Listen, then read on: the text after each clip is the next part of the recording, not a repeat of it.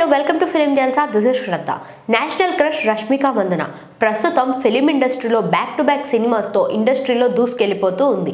ఇక the rainbow అని చెప్పేసి వస్తున్నటువంటి సినిమాతో లేడీ ఓరియంటెడ్లోకి అడుగుపెట్టినప్పటికీ కూడా ముందుగా మాత్రం ఈ సినిమా రిలీజ్ అవ్వలేకపోతుంది.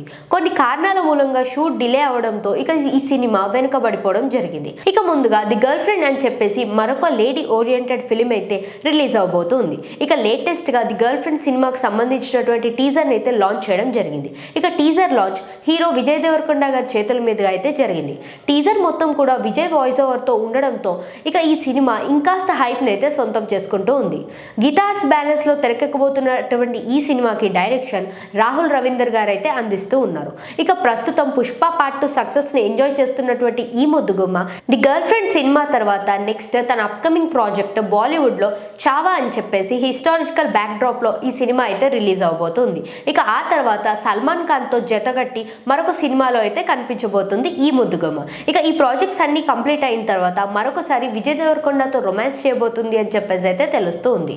విజయ్ దేవరకొండ అలానే రష్మిక మందన వీళ్ళిద్దరి కాంబినేషన్లో మరొకసారి ఒక లవ్ అండ్ మెలోడియస్ డ్రామా అయితే రాబోతుంది అని చెప్పేసి ఇండస్ట్రీలో చాలా గట్టిగానే వార్తలు అయితే వినిపిస్తూ ఉన్నాయి.